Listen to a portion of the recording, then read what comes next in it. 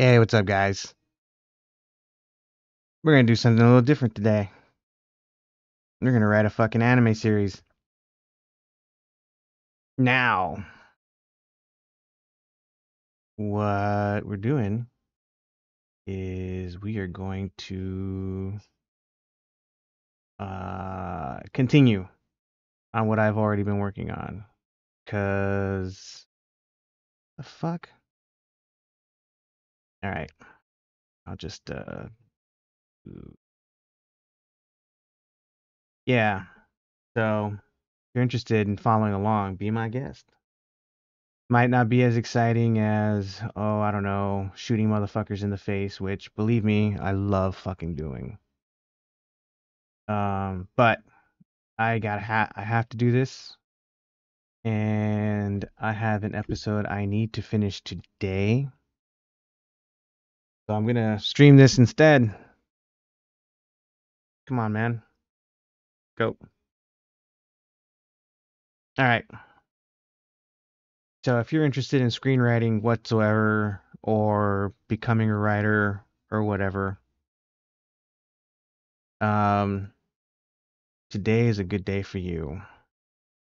I am someone who believes that uh, intellectual property is the best property because um, it's property you can pull out of your ass. And if you get a really good one, it is the gift that keeps on giving. It can be a golden goose. So, first things first, uh, this is episode 5. So first, you have to make some naming conventions when you're saving your files in order to keep them straight. Because I'll show you. See. As you can see, I've already written several series. This is the first series I wrote, The Adventures of Chino and Homeboy. The second series I wrote was The Military Chronicles, which is Chino and Homeboy in the military. The lost episodes are the stuff that we did that you can see on our YouTube channel. We use the Division 2 as our animation tool, so to speak. And now we're doing Adventures in Space. Don't worry about these. These are scripts I wrote because I tried getting into a writing program at Netflix, but they didn't pick me up. So, you know, c'est la vie. It's the way the business goes. This one right here, these are scripts. It's also a show that we did. It's on YouTube. It looks like a fever dream where we essentially tried making an animated show that taught children how to swear in Spanish. And these are the shorts that we made for Chino and Homeboy. So if I go into the adventures, right, and I go to season 2, I have all of these naming conventions right here, right? You have to have them. Season 1, see, gotta have your season 1, episode 1. If you do not label them like here, right? Oh, wait a minute.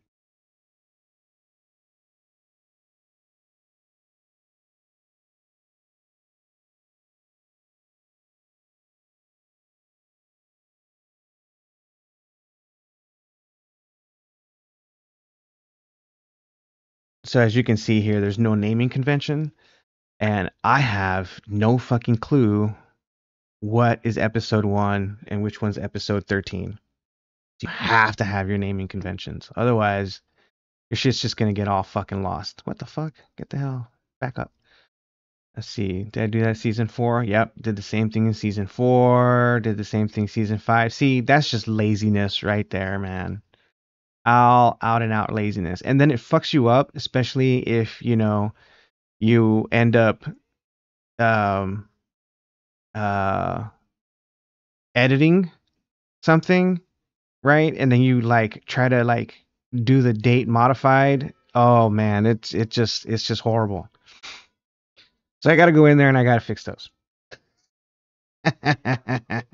So make sure you get your file naming conventions right first. What was the name of this one? Oh, Echoes of War. Yeah. So I simply do that. Do not save over your previous file, or you're gonna lose a lot of fucking writing. So be very mindful and paying attention to what you're doing. Because if you accidentally save over shit that you've already written, oh man, so. Fortunately, I've already saved this in PDF form, so I can copy and paste if I have to. But you don't want to have to do that. This is episode 5. Uh, Echoes of War, and then save. All right. So now that we've got that out of the way,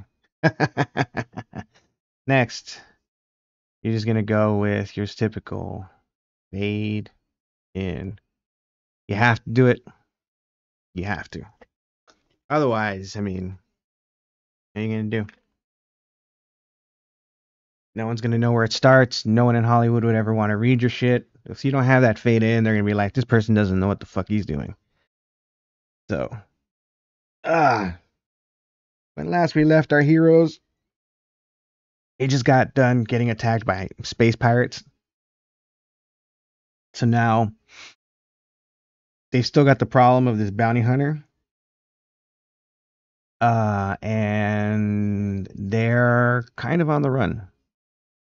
So here's what we're gonna do. So it's interior starship. That's right. Starship Ripley deck.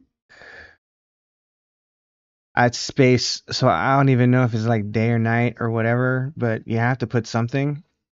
I mean, you could put magic hour next day, whatever, but you know, gotta put something. So I'm just gonna always put day.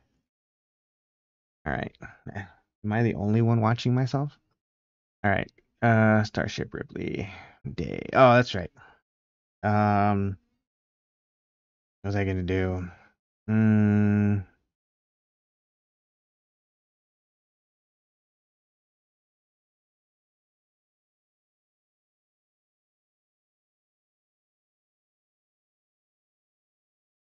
okay, Jane stands at the replicator. Uh, with the currency that Lucian had given her and Sarah at the floating vagabond. And you're gonna make a lot of mistakes. Oops. See, like right here, you catch yourself. Yeah. Try hard not to edit yourself or edit too much while you're writing, but I'm kind of a perfectionist in that regard, so I'm gonna do it. You see, give her and Sarah at the floating vagabond. Okay, Jane Ripley, can you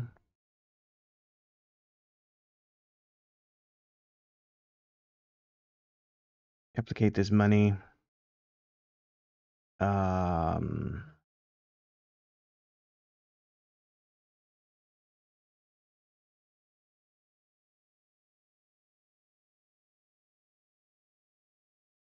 let's go with, can you replicate this money? Oh, you know what? Let's throw in a little everything. Jesus, Jesus sits at a nearby table eating breakfast. There we go. This will be funny. So this is how comedy's made. All right, and you guys are missing out. Trust me. This is how comedy's made. So Mary Jane stands at the replicator with the currency that Lucian had given her, and Sarah at the floating vagabond. Jesus sits at a nearby table eating breakfast. Ripley, can you make this money Can you replicate this money? Yeah, okay. Uh, Ripley. Oh shit. Can you guys hear that? Can you replicate this money? Ripley.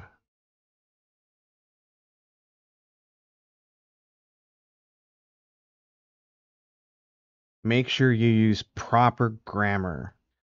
If you are not aware of proper grammatical conventions, I highly recommend learning them.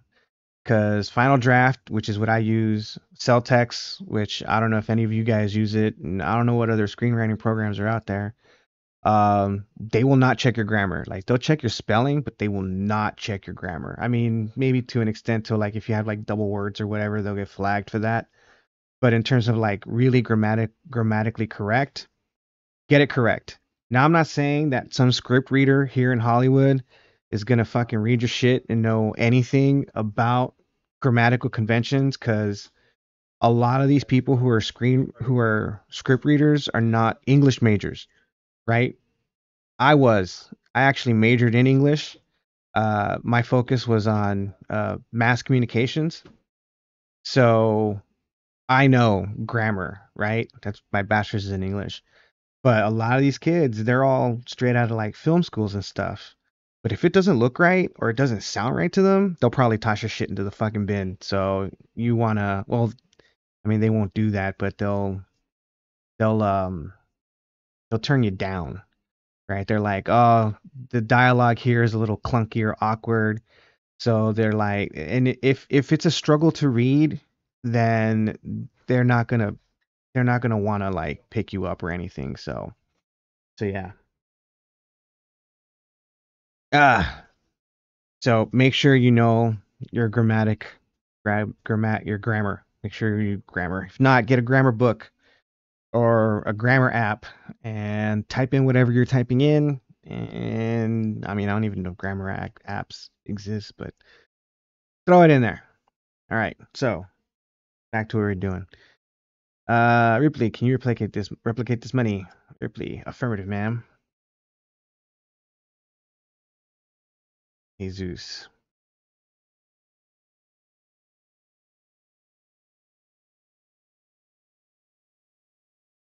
Are you counterfeiting money?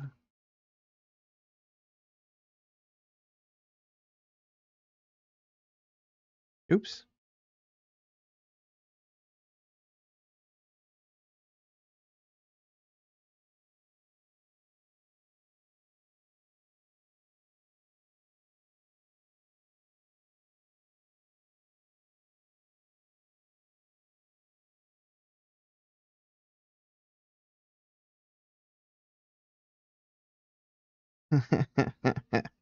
That's funny to me. I don't know why.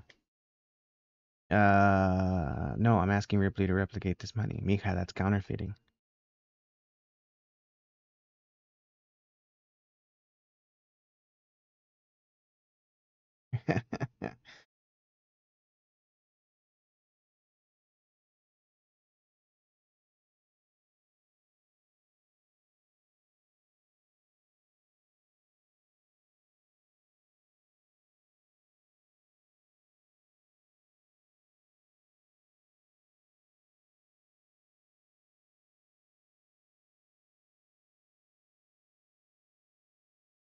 Why do you want to make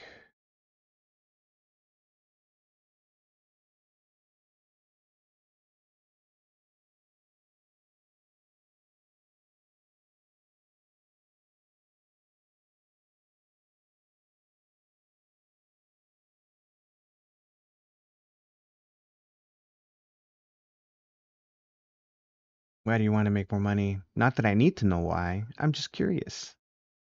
I should probably throw in some more Spanish words in there, but I'll edit that later. All right. What if we need it?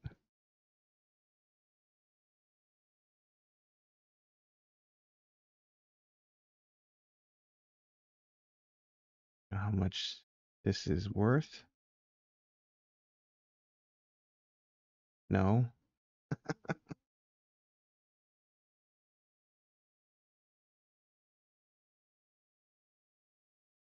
I should just make Jesus speak English, but because they have universal translators in their brain stems already, but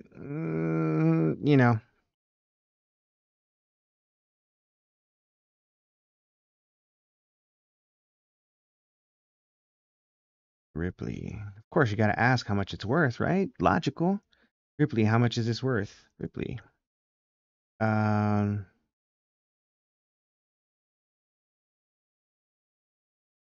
uh, damn it.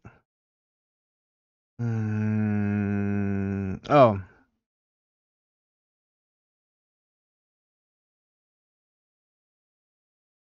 what exchange rate would you need to use wherever we are headed?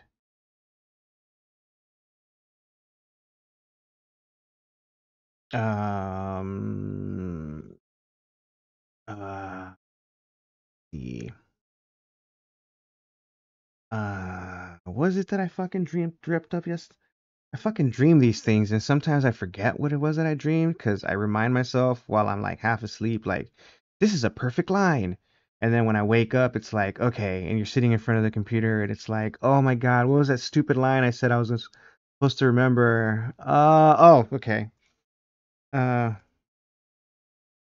enough to, uh, a family or a month.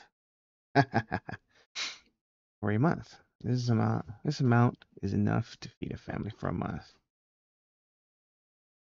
Jesus whistles. Now, I recommend getting the screenwriter's Bible so that you know when to put things in all caps because it's one of those things, right? Again, if you want to sell your stuff in Hollywood, then uh, if you don't have things properly written, properly formatted, they're just gonna look over your shit. So recommend that. Uh,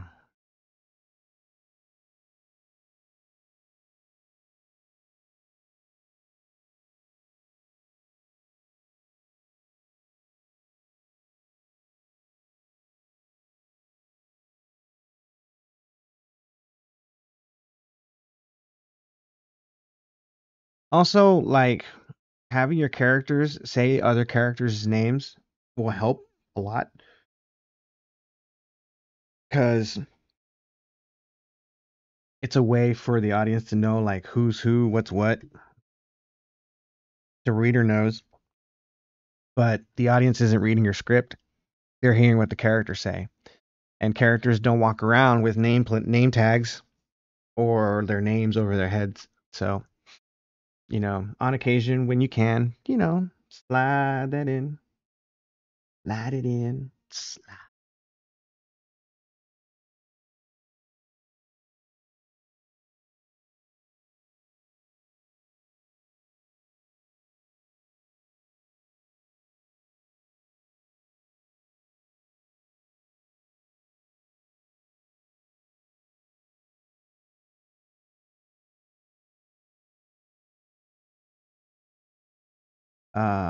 And replicate it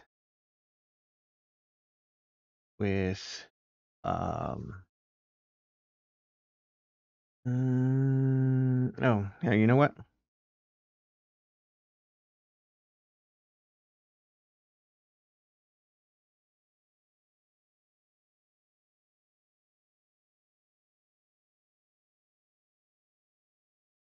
What makes it currency? There we go. This is better. Because this is actually a plot point, or like sort of plot point for this particular script, this particular episode. It's necessary because while I think it's funny that they're counterfeiting money, alien money, there is a story device in this money that you need to reveal. So, okay, so what do we do now? I see. Ripley, can you scan this and tell me what makes it currency? Ripley.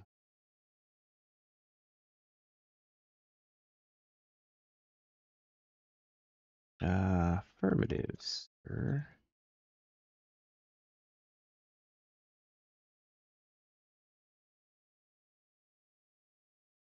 Oh, you know what? I'll go with Senor. See. Oh, they won't put the fucking little dot over it. The little ñ symbol. I don't want to go in. I don't go on character map and change it. Ooh. All right. So, affirmative, senor. Sorry, it's 9:30 and I'm still waking up. I need more coffee. Fácil. Ripley, can you scan this and tell me what makes it currency? Affirmative, senor. Uh,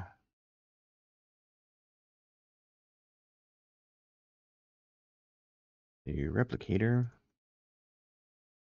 What does it do? Scans the currency.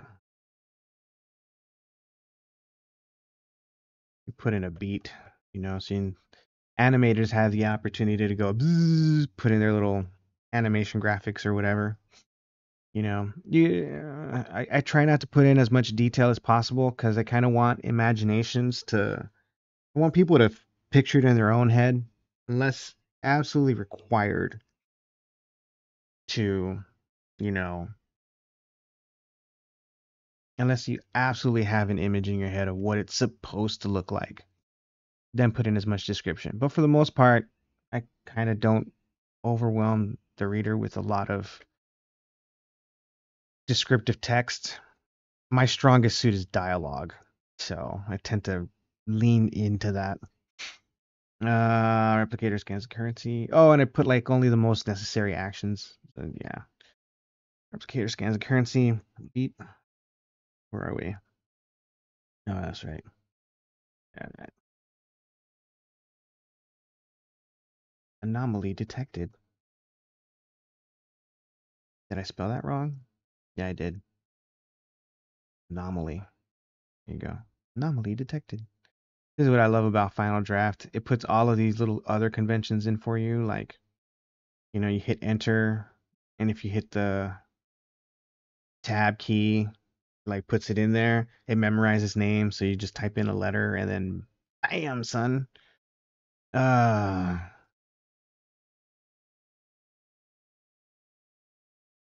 kind of anomaly. Ripley.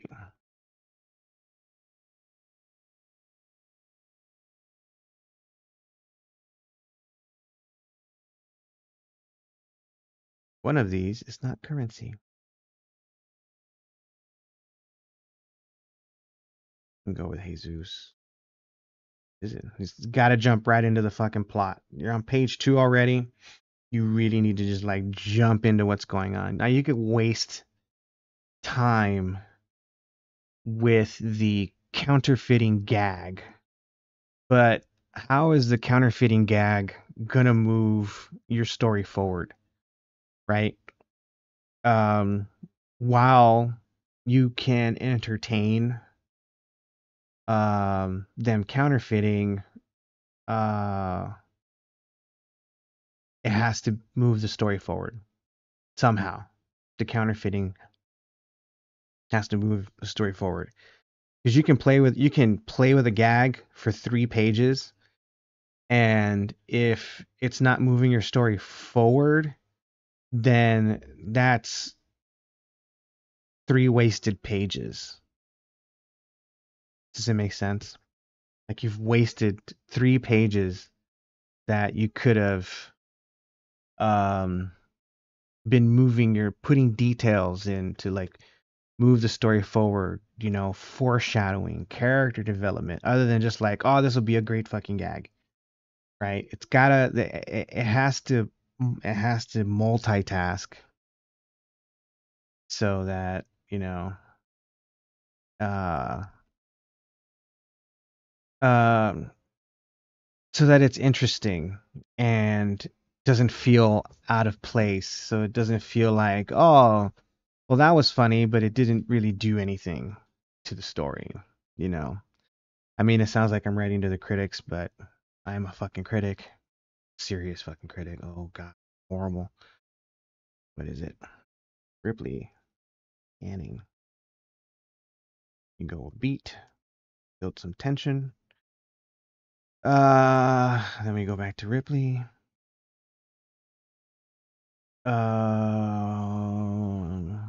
It's a transmitting device, but yeah, what are you gonna like? You don't want to just go like, oh, it's a transmitting. It's a transmitter. What is it transmitting? Like, what do you want Ripley to say to give clues other than the boring? It's a transmitter. Oh yeah, here goes. Appears to be a transmitting device.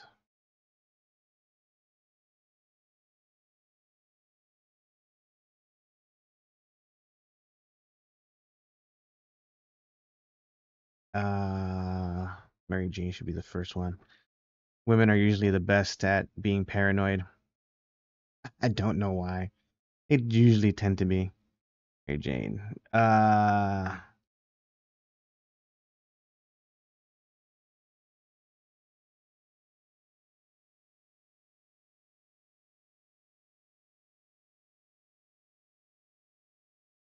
Haley. Steal, right? Like I'm straight up stealing from fucking Star Trek, right? At this point. Is that bad? Nah. Uh the familiarity with different audiences will be endearing, right? Especially if you're just upfront about it. Like, did you steal from Star Trek? And you just simply tell them like, yes, I'm a huge Star Trek fan, and I felt like it would be a great homage to those of us that are huge Star Trek fans instead of coming up with something completely fucking new, right? It's great if you're just a beginning writer, go ahead and fucking steal that shit. You can always come up with new shit later, you know, for your other projects and stuff. But in the meantime, but I also do it because this is classic Chino and Homeboy stuff anyway. Um, where we just steal pretty much. We I hate saying stealing, but we're not exactly plagiarizing. We're borrowing. We're appropriating. That's the more adequate term for taking something that's already been done, like say the Star Trek sounds and stuff, right? I mean, the sound designers are the ones who are going to make that chirp anyway, so why not put it in there, right? You can even have it squawk like a fucking parrot or whatever, but appropriate it.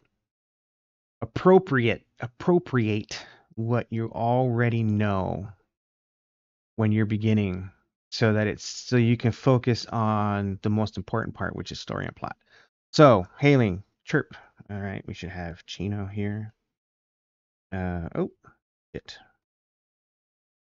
off screen because he's not in the room. Off camera is if they're in the room. Off screen is when they're not.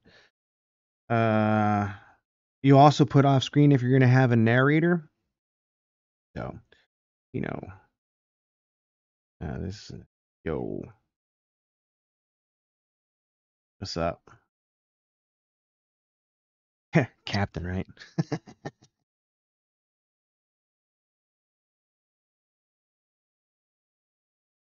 Ripley found a.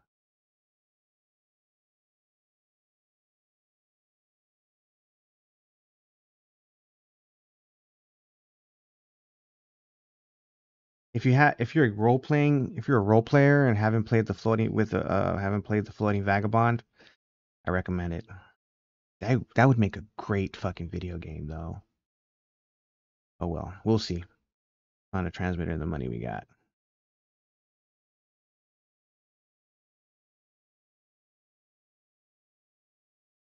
Okay, perfect. Now we're on page 3, moving right ahead.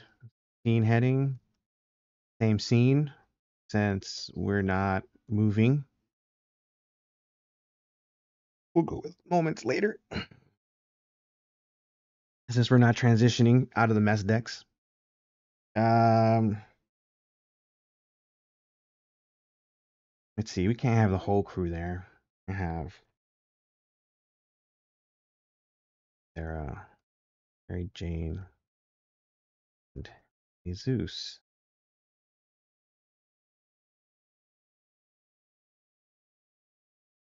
with the transmitter coin on the table. Mary Jane pulls up a scanner that what is it? Actually, we should have with a transmitter coin and a regular coin. Haha. Mary Jane holds up a scanner that reveals the interior of the coins.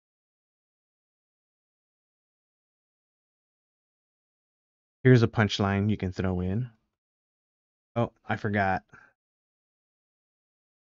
We're just seeing Sarah for the first time in this episode. Chino. I don't put any descriptions for characters once I'm several episodes in, because people reading this should already fucking know who the fuck you're talking about. So saves writing space for um saves writing space for other shit that you can use for description.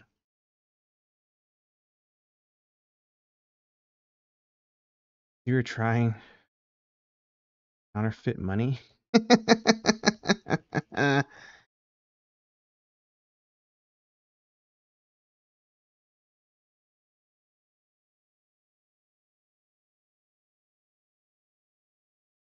Yes. You know that's illegal, right?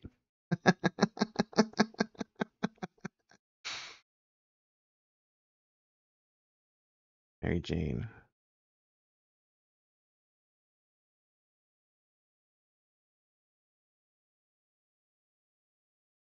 I didn't know I was counterfeiting.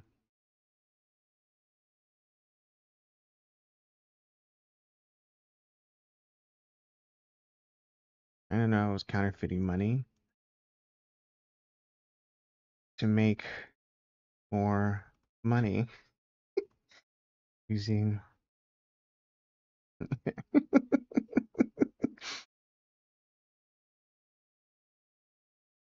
Yeah. What do you think counterfeiting is?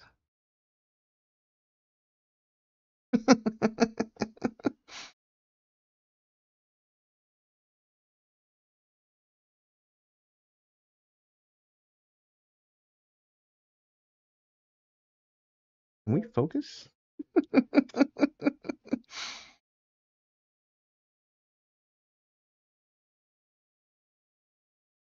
What are we looking at here? Um, Jane. Left is the.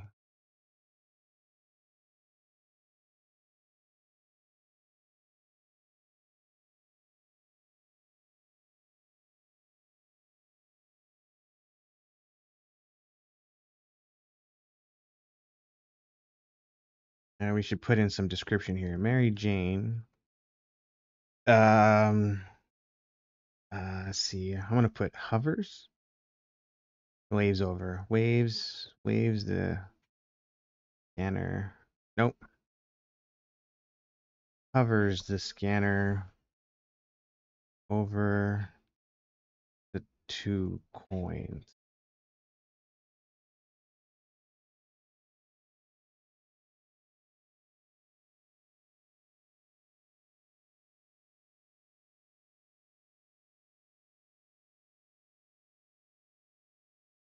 So they look identical to me, Mary Jane. So this one on the left is the transmitter. This one on the right is a normal coin. Tina's like, they look identical to me. Exactly. Except,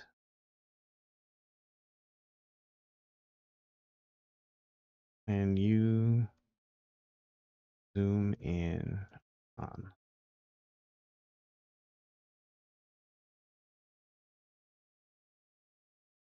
this one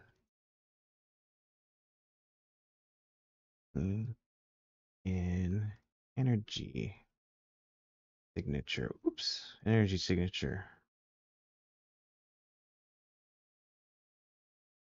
A battery? Exact.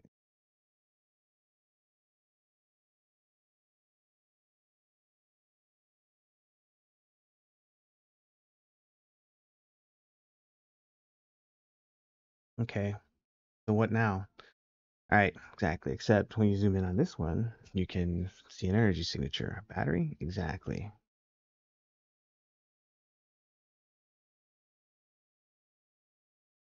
Who gave you this money? Sarah. Lucian. Who is that? The devil. You had to read the previous episode before this one when they were at the floating vagabond.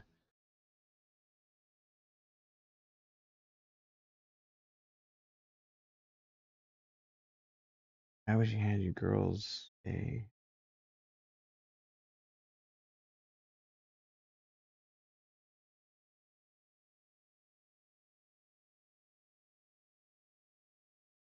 You mean other than to track us? Yes.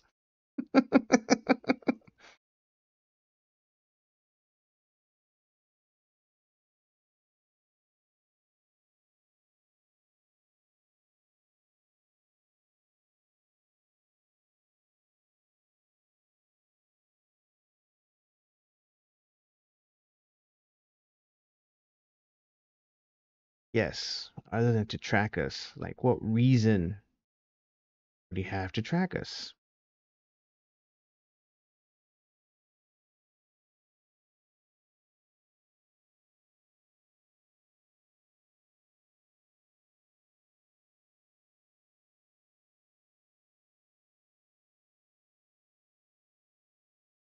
Homeboy's head. Haha. Maybe it has something to do with the bounty that's out on you and Homeboy's head.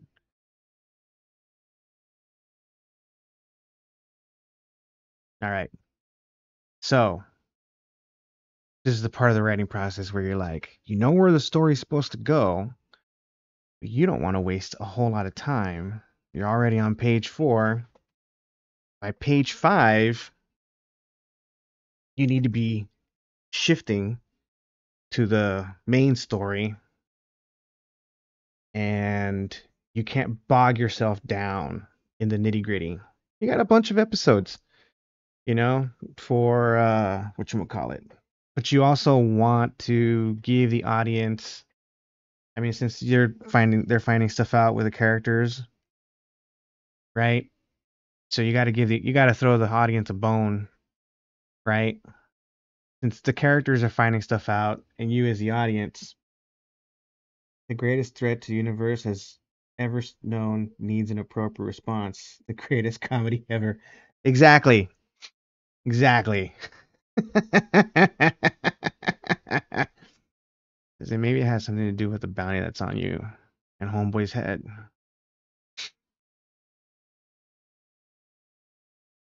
Ah, okay. So they just got done getting attacked by pirates. They don't know they were pirates. So let's see.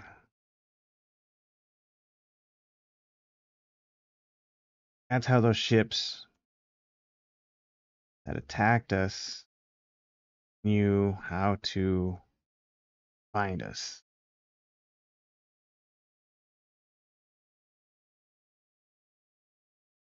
Motherfucker.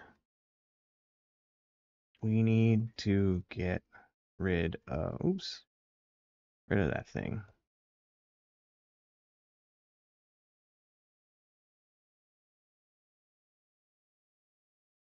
Face it.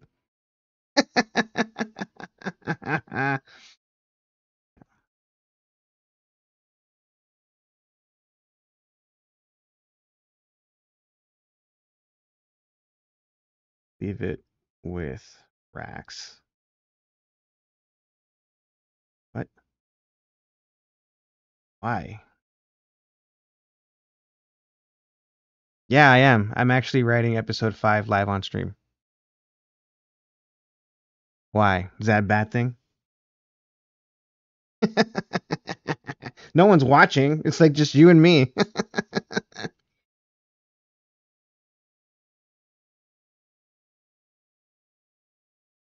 I'm only gonna write for like a few more minutes though. I mean, you don't want to reveal too much, right? Like, what? Why?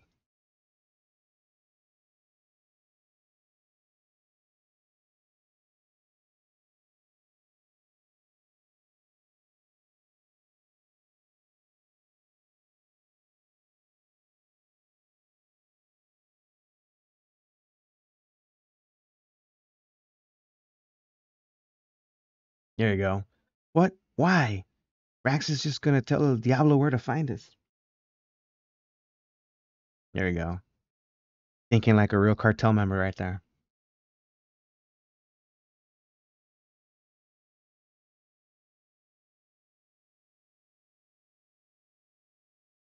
As a warning. As a warning. There you go. What? Why? Rax is just gonna tell Diablo where to find us. A warning.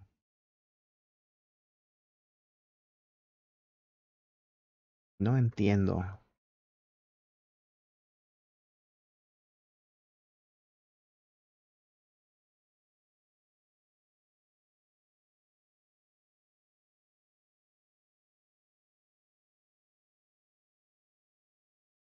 Arms and legs ripped off.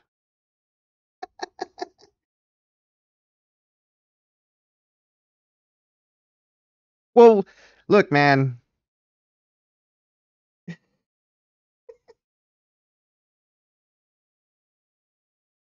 I know, right? No entiendo. How's Rax a warning? Because you had his arms and legs ripped off?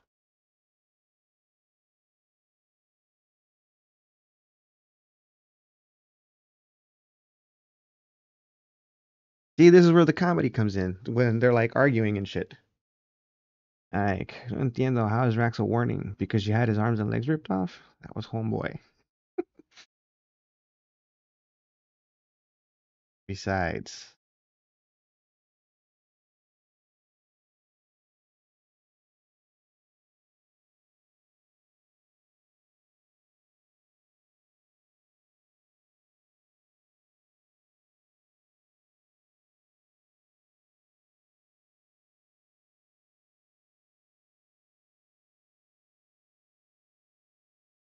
an off the mess deck.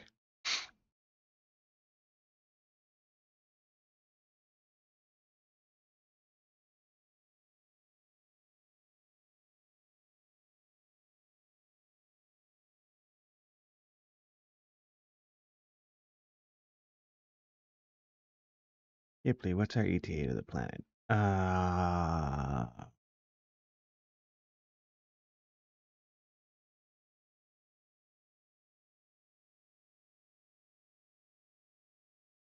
I am kind of like a cat. It is true. Kind of why I became a writer. So, Jesus walks away and out off, I should say off the mess decks. You don't walk out of the mess decks, you walk off the mess deck. It's a ship term, part of the uh, consequence of having been in the Navy. So, which, fits, right? How far? They're going to the outer rim. Um, yeah, they're going to a planet in a galaxy that's on the outer rim. Hyperspace. They had to escape, remember?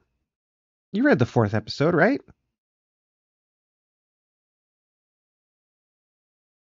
Right? You read the fourth episode? They're in hyperspace. They had to take they're running away from those pirates, man.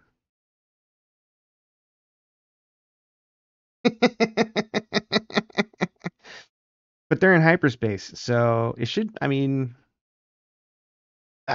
look, whatever Ripley says, right? Is like she could say 3 hours, right? Oh, I'm on page 5. So look, here watch. I'll teach you guys a writing convention.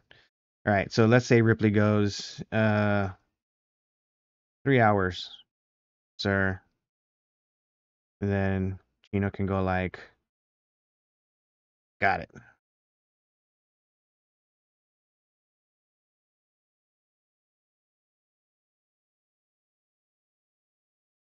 And then Sarah can go, me too.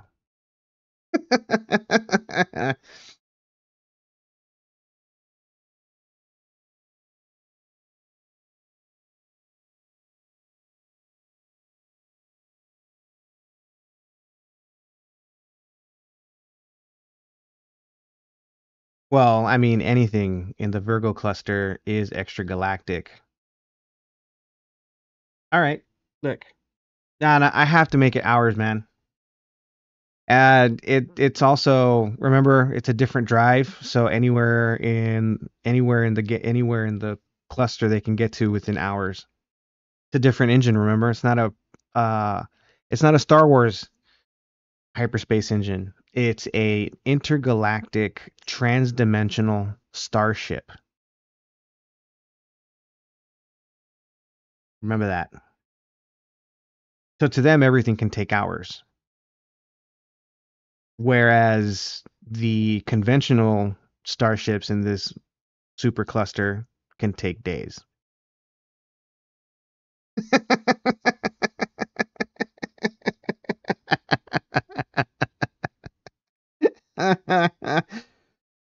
Attention to detail, man. Attention to detail.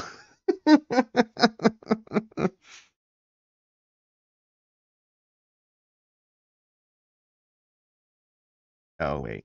Sorry.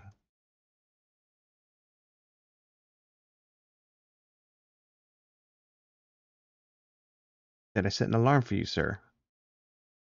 Mary Jane.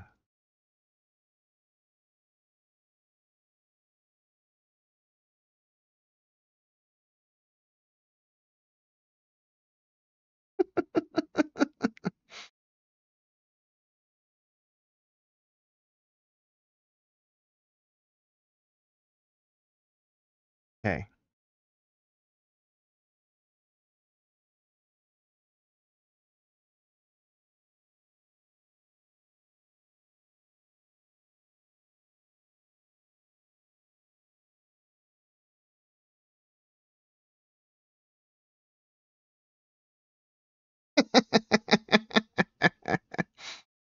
All right. So here we go. All right.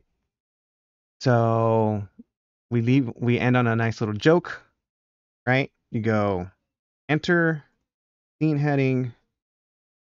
Uh,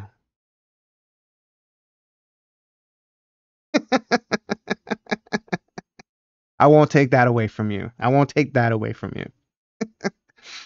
I may have fucked up your highlight, but it's still sexy, right? Exterior. Um, okay, what kind of planet should I make it? It's a backwoods planet, right? Do we make it a jungle planet like the one Yoda is in?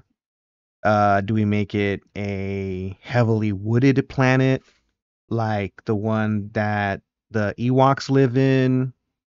Do we make it an ice planet, which like Hoth, that would fucking suck. Do we make it a desert planet like Tatooine? You know, like this is where you can appropriate some Star Wars conventions. Oh, Discord. Roger that. The lag is killing you, isn't it? Where on Discord? General?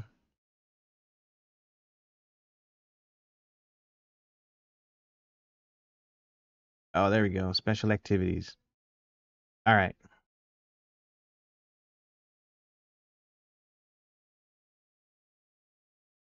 All right. Can you hear me?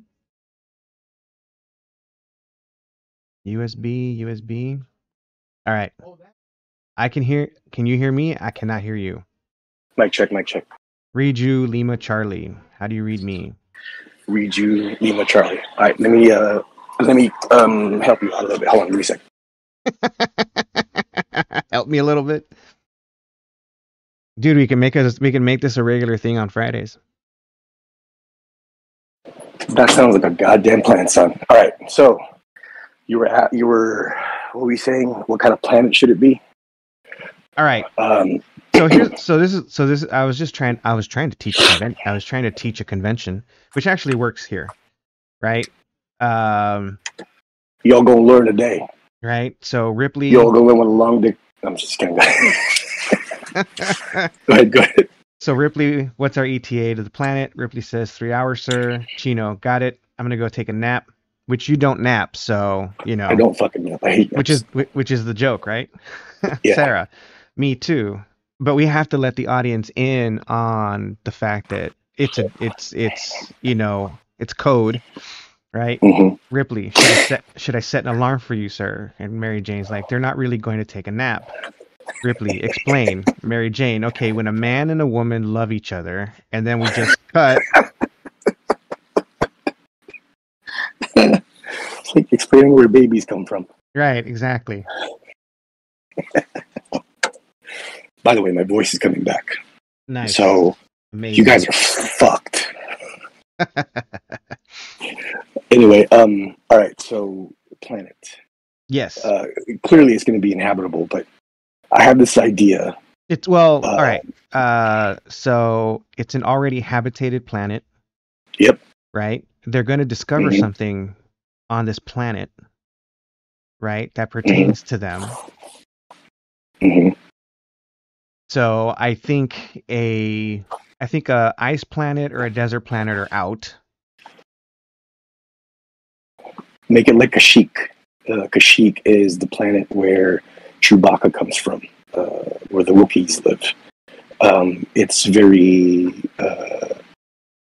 arboreal, with a lot of deciduous. But is it like Amazon forest arboreal where you have tropical plants, or is it like it's woodland, like evergreen or deciduous? Yes, deciduous. It's well, I mean, depending on what reference frame you're looking at, it's evergreen. You know, it's a lush forest. So, but chances are, if it's evergreen, then there's at least some deciduous trees in there. So, yeah, make it evergreen. All right, we'll make it an evergreen. I mean, no planet is evergreen, right? It's just an evergreen area of the planet. Mm-hmm. But yeah. Anyway, exterior evergreen. We're just gonna call it an evergreen planet, no matter what, anyway, because. Yeah. Really, who wants to get bogged down into those fucking details? Whoa! And this, since it's on a planet, we can make it day. Oh shit! Oh. Yeah. Day. Oh, excuse me.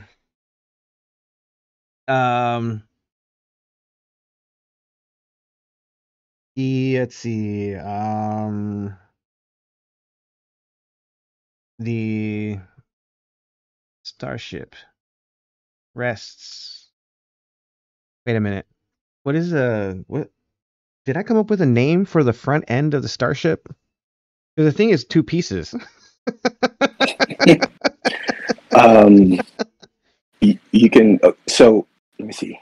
Typically, I'm going off of Star Wars lore. You're better versed with Star Trek lore, so we could spitball this. Right. So the Star Trek Enterprise had. This is the only only starship I think that had a removable section, which is what inspired this. But Okay. they called it the saucer section because it looked like a flying fucking saucer. Yeah. So that is I not remember what we're that. dealing with here. No.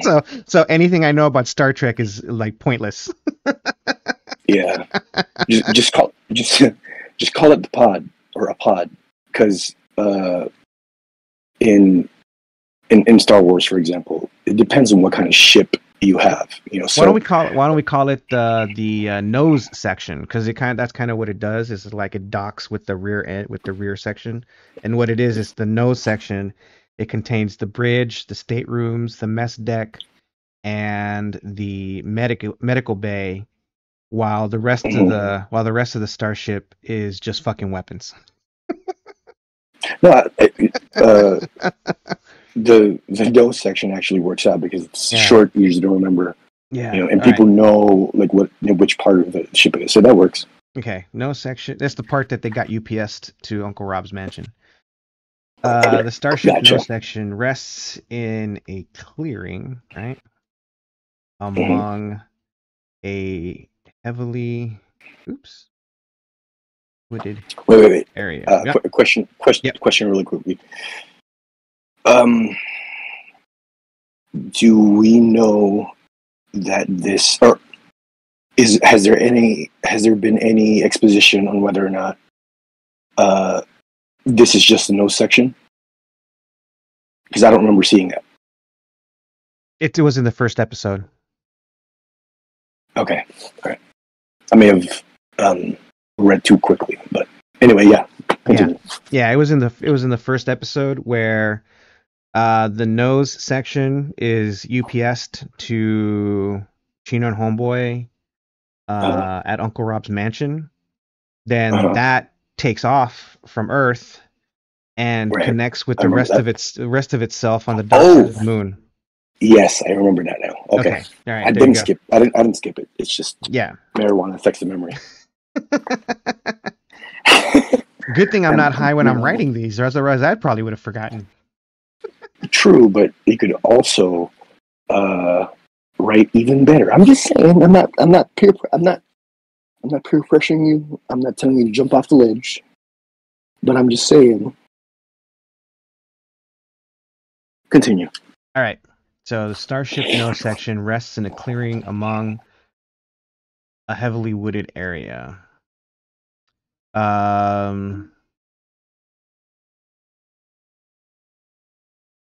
They're walking toward a village, so to Mm-hmm. speak. Mm-hmm. Should the village be in the trees, like tree houses? Which would look pretty fucking cool, right? Right. Remind me again. So it looks a little more civilized than just, a bunch of, cave people barely learning how to fucking talk. Kashyyyk is like that actually. So where the Wookiees live, they live Yeah, in the treetops. right. Well, not treetops, but close to the canopy. Like they have, like platforms and tree houses and all that shit. Because of it, like it's safer because there's predators in Kashyyyk. So, the fact that there are predators in Kashyyyk that fucking prey on Wookiees, it kind of tells you how dangerous it could be. But Right, but these aren't Wookiees. no, I get that. I'm So, just saying, like, the well, see, here's an opportunity for you to use some of that Star Trek knowledge to create this alien species that we're probably never ever going to see again. all right. In order for me to do that, Don't make Wookiees because we already have a no, no, Sasquatch and we don't want to get sued by George Lucas. yeah, definitely not. I wasn't gonna go. I wasn't gonna go with Wookiees. I'm just saying, like the dwellings that they live in. I'm not sure you can call them settlements, but Yeah, you they can call do them have. settlements. Settlements is a non-copyrightable word. No, I know that. I'm just saying, like, would you call? I don't know. There's something weird. The morphology of the word for me is like weird when I think about living in tree houses and settlements. It's like there's a dissonance there for me personally with the word. That's why I'm reluctant to call them settlements, not for any copyright thing. Don't don't get But don't get too bogged down in the lexicon because we would. I'm a Because logo. Can't help it. we're just remember who's reading this. It's probably not someone who is. Probably going to Yeah, be someone who's just fresh out of film school. It's got to yeah. be at an eighth grade level. No, I got you. I got you. I wouldn't call it a So settlement. I mean, you could call it if village is just a too. colony, Yeah, colony. a colony. Yeah, that's the exact word I was going to go for. There you go. So now you're Yeah. stealing my highlight. Yep. What? So the question I have for you is, what kind of what's the purpose of them going there? Oh shit. Fuck. I almost forgot something.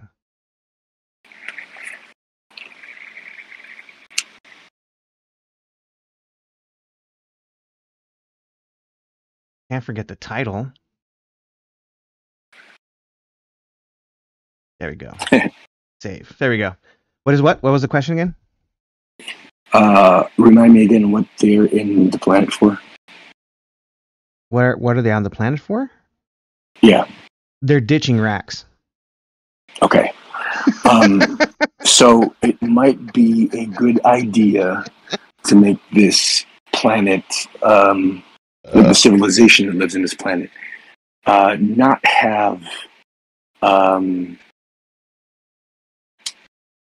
make them like a type 1 civilization.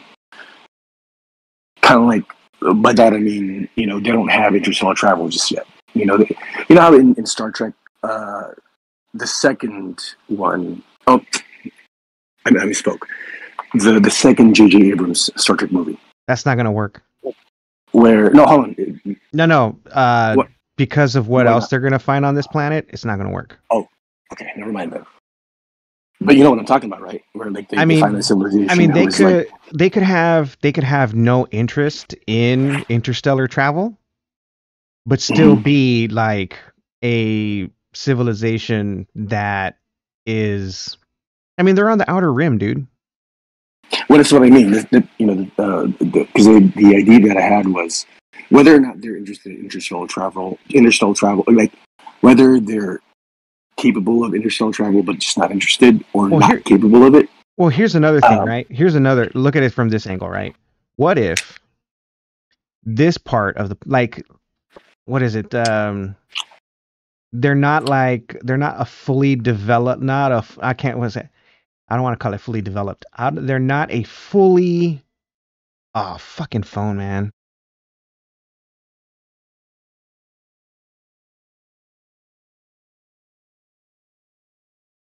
Make it a junk planet. Well, actually, no, because that wouldn't work because it's evergreen.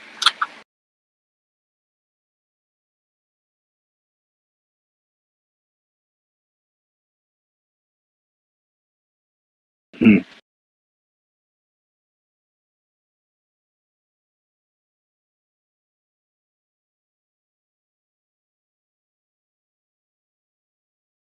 So I'm just spitballing here. Hear me out. Maybe this will inspire you.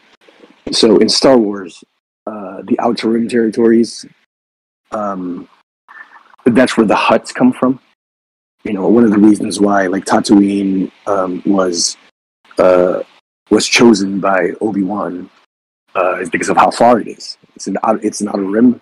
It's I don't remember if it's in the outer rim or close to the outer rim, but it's far enough away from the galactic center to be kind of disregarded. Oh, it's just Tatooine is just a fucking desert planet. A binary star system. They have the capability to have interstellar travel, but it's far enough away that the whatever government is in charge of the galaxy at that point is they don't really care, or not really care. It's not. I can't speak to that.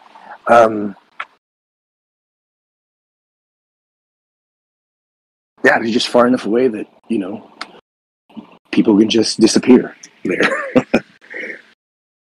Does that make sense? Are you still there? Are you on the call? All right, I missed all of that. So, what's the last thing you heard? Nothing. Okay. So in Star Wars, Tatooine is, I believe, in the outer rim. Is an outer rim system, and it's far enough away from the galactic center that you know you can pretty much. I mean, there's a reason why Mos Eisley is the haven for scoundrels and um, just people who want to disappear. Right. So it could be something like that. Oh yeah, well yeah, something like that. Cause was it? It could be a densely wooded area that like these are the rubes kind of, right? Like Mhm. these are the rural area of this particular planet where there could just be one or two major cities that are advanced to have interstellar travel or whatever, but maybe because they have strict laws about what do they call it? Overdevelopment, right? Because they want to Mhm. just hold on to their traditions. So I'm with that. I like Yeah, that. they just don't overdevelop, and because they're on the outer rim, they're like, go fuck yourselves. Yeah. So it's kind of like being in a reservation. Yeah, yeah. You know, maybe there's something that they cut a deal with the Galactic Authority that their planet is a natural preserve of some kind, right? And so they're trying to prevent the board of directors from coming in on their planet and just tearing everything up. You know how capitalists do. Yay, capitalism. Yeah, No, I like that. so I like that idea. I mean, maybe that's what this planet is like, right? So, Hmm. having said all that, Hmm. the crew Okay. with homeboy in uh Arby uh holding racks like a football walk toward walk toward. Herbie's big as fuck. Yeah, Arby is pretty fucking huge. I mean, yeah, he's kind of bulky. Yeah. Holding racks like oh wait, I forgot, that's the first time we see racks, so we gotta put racks, we gotta put Arby, and we gotta put homeboy. There we go. Inside of RB, holding racks like a football, walk toward we didn't name the species. All that to not name the Uh, species. okay. Let's brainstorm. Let's spitball. Do you want to ask Jaime? What do you want to ask Jaime specifically? Um, I need a name. Where are you? There you are. All right. So there we go. All right. Should I put that in the window? Should I put that on the stream? Sure. All right. The window capture.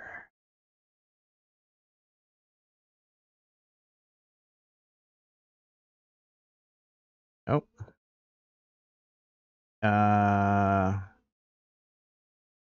Shit. I don't know how to do a picture in picture on this thing. That's all good. All right. I guess we'll figure it out for next time. All right. Now let's Yeah. see. Jaime. Let's see. I need a name for an alien. Oops.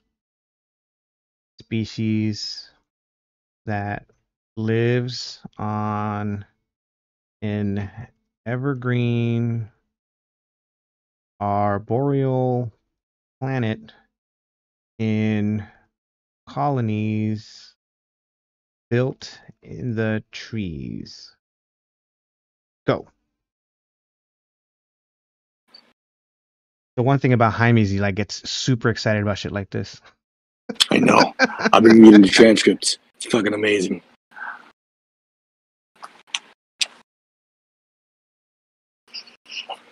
Silvari.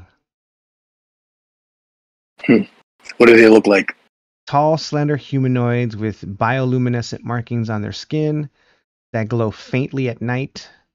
Their bodies have semi-chitinous plating that offers camouflage in the dense forests.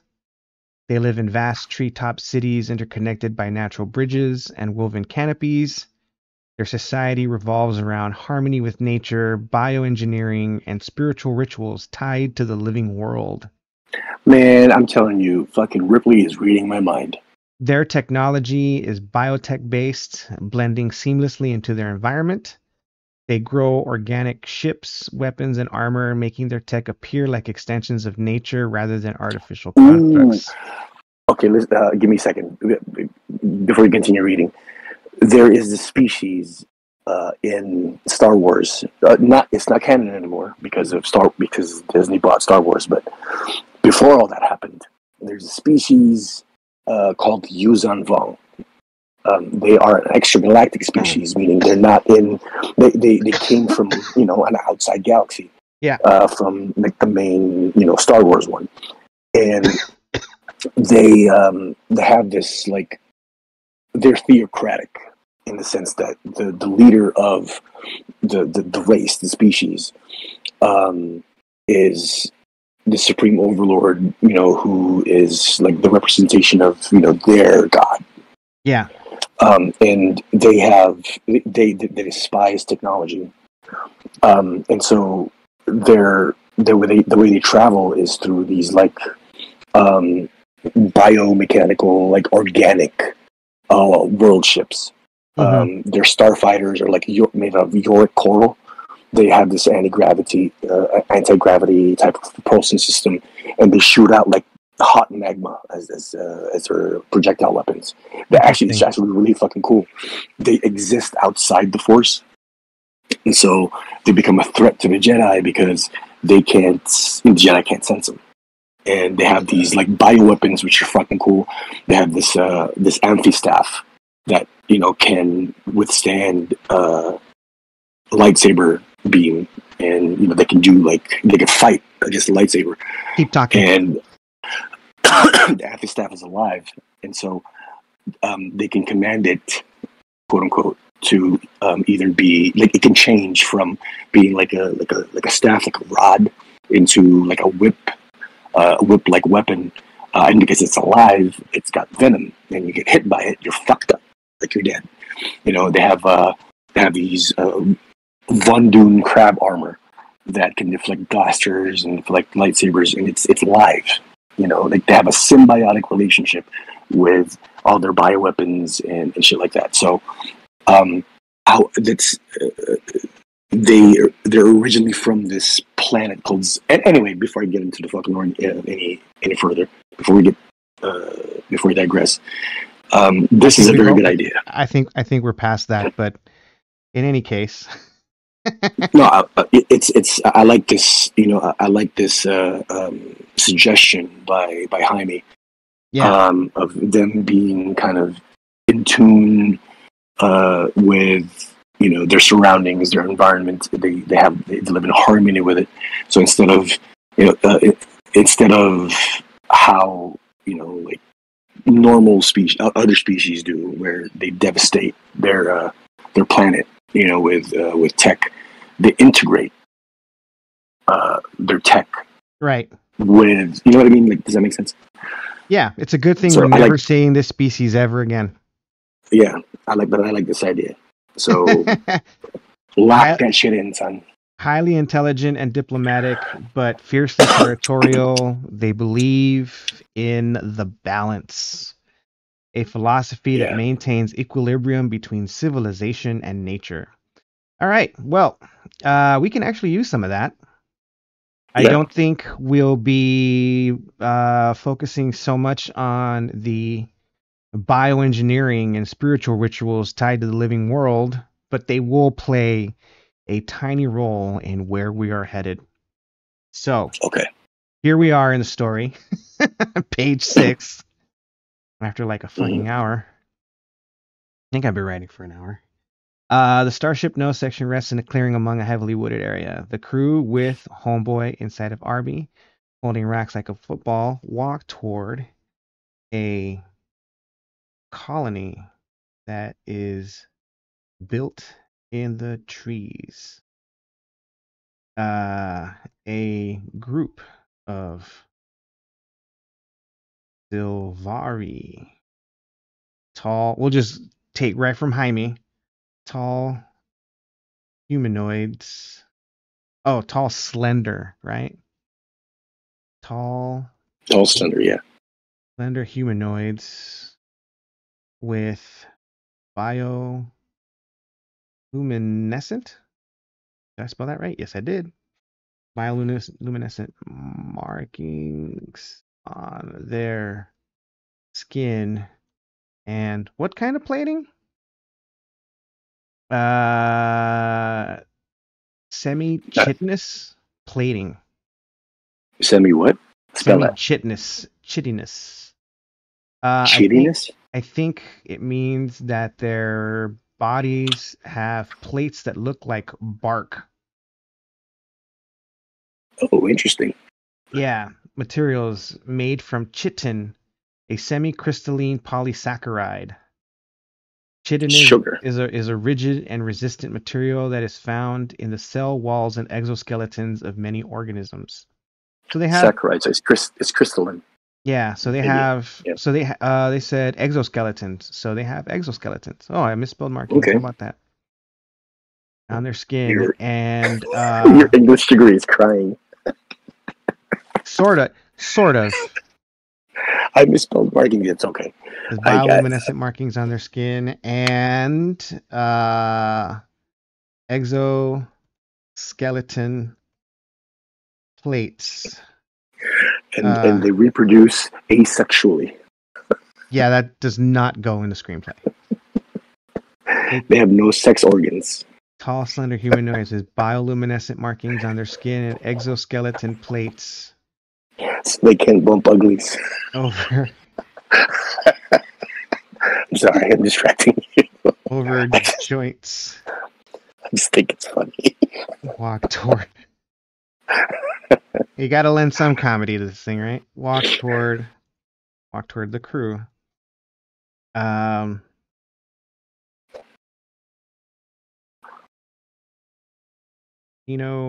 oops. Raises. Should he raise both hands or one hand? One hand.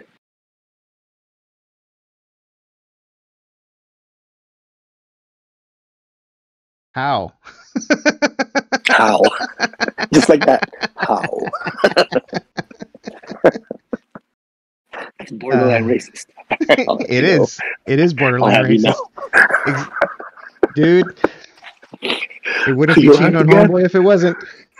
Look, How? I'm 50% Native American. I can get away with this stuff. Look, bro. I can see it happening now. Oh shit! You're on together, right? I studied you in social studies.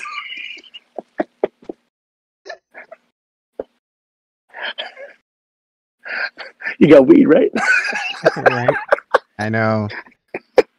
Oh, dude. Bro, that could Hold be a on, hold on, gag. hold Like, on. oh man, it's so green in here. Dude, that could be I wonder what kind of no. weed they got. You Yeah, know what? That could be a running gag every time they go to a different planet. Is like wonder what kind of weed they have, yeah. Like instead of saying, "Hey, where the white women at? Hey, where right? the weed at?" Right? Where's the weed at? Ah, Like, so like they do their pleasantry. Like, what do you think about this? They do their pleasantries, and at the end, of this little scene, homeboy being homeboy. Hey man, where the weed at? Or actually, what if he smells it? Because Homeboy does have that unique ability. Right. Which, by the way, was fucking hilarious. And I think it was episode 2. Which one? When Homeboy is like naked out of the shower. I smell something. That's a good trope. Yeah, and then he just runs butt ass naked to the fucking ship. Like, I knew it. You motherfuckers were smoking. Without me, the disrespect.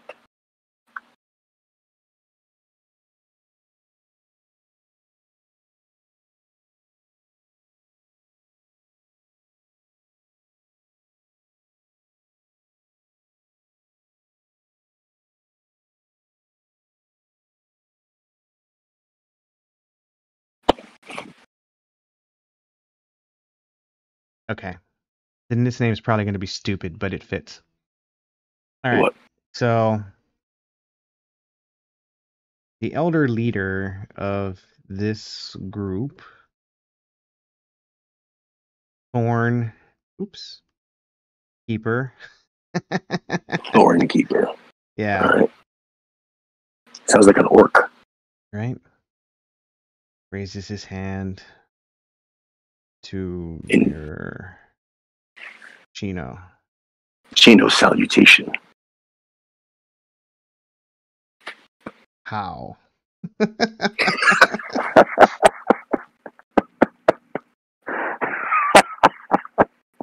I really hope it stays that way. This cannot be rewritten.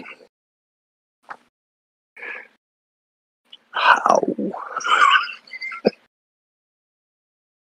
It'd be funny if the voice actor actually did it like a Native American. That would be amazing. Like, is this how your people greet each other?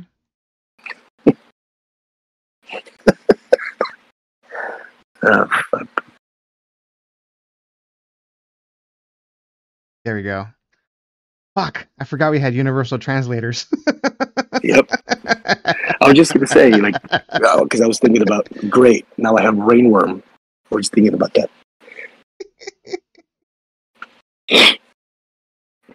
That amuses Thornkeeper.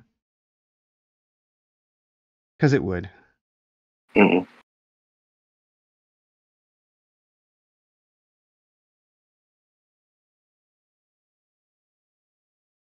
I think this is better than Rick and Morty. Oh, yeah. It's definitely better than Rick and Morty. Oh, I mean, because we're appropriating, not stealing, from everything we know. Yeah. Also, we're not kidnappers and, you know. Well, I don't know. Homeboy is holding racks like a football. No. I'm saying we are not predators. Like, the dude who got fired. Oh. Yeah, let's not talk about that. Really, my last. So, fuck, I forgot we had universal translators. Oh, I misspelled the dude's name. Already fucking everything up. Look at that. Thornkeeper laughs, amused. Come. Oops. Yeah. Let us feast. Damn. Don't even know the motherfuckers yet. Already there's a feast. That's just how they are, right? You know, they gotta I like friendly. it. They gotta seem friendly. I like it. Oh, fuck. Now I need a name for the colony.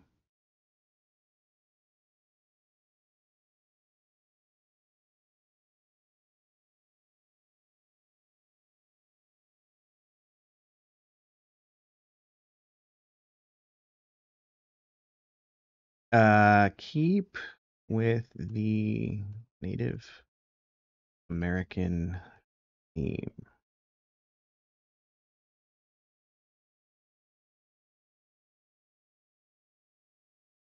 The Windrunners. I don't know. It says Talvana, the canopy of the ancients. Thanks, Jaime. It roughly translates to sanctuary among the bows. By the way, all of this is gonna go in a book. Yep. Called the adventure the adventure Chino and Homeboy Adventures of Space Lore. Yep, Deep I'm sure. within emerald canopy of an ancient living forest, the trees here are massive. Right, right, right. Architecture. Right, right, right. Ruled by a council of elders, chief spiritual and strategic leader. Maybe it's all just a ploy, right? Where he's like, "Come feast, let us fatten you up before we eat you." I was thinking about that. Like the whole Johnny Depp Pelagosto tribe in the second movie, where he's their chief as long as he believes or makes them believe that he's the chief, Yeah, and they want to eat him to like whatever the fuck their tribe is doing. I right, was thinking about that. So right. it's a ploy, yeah. Like What was little do they know they are the feast. what was it that Jim Carrey? What's that word that Jim Carrey said in Ace Ventura that said "White Devil, White Devil"? E quin socia, e quin socia, e quin socia usa in cosa sana. I can't believe I remembered the Wachutu language. Right. All I right. just, So weird. yeah. So Thornkeeper laughs amused. Come, let us feast. Welcome to Talvana.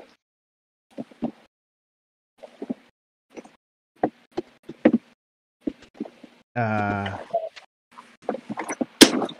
as a group of female Silvari lay lays made of acorns and nuts on the crew.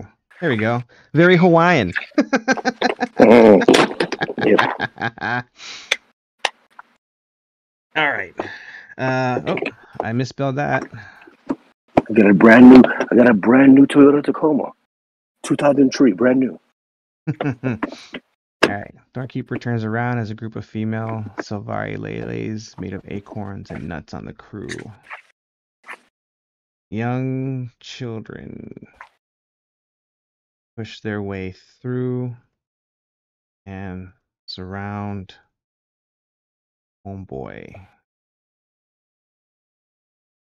chanting War Brood. Go rig neck, go rig neck, go rig neck, go rig neck. You remember that word? Go rig neck? Is that from Galaxy Quest? Yes. The rock. It's made out of rocks. It doesn't have the vulnerable spots.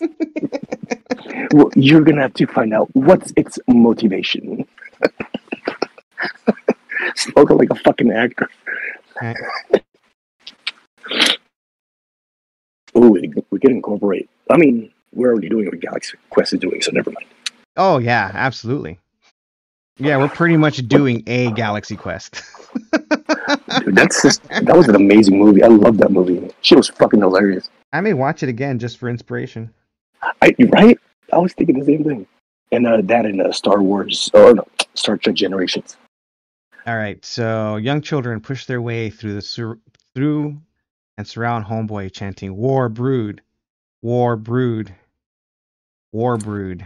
RB, we're being attacked.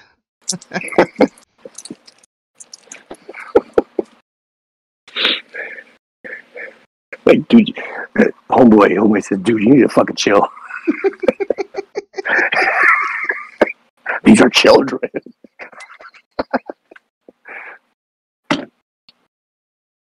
I'll put that down.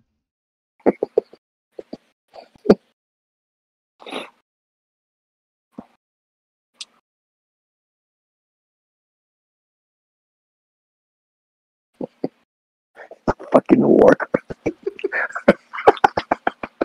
RB, it's like stand down, RB. You need to fucking chill. These are children. Young targets. No, Yeah. not targets.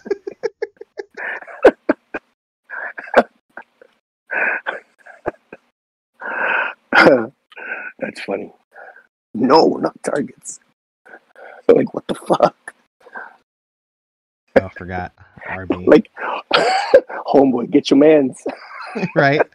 You need to make your man's chills. I'm trying. Oh, shit.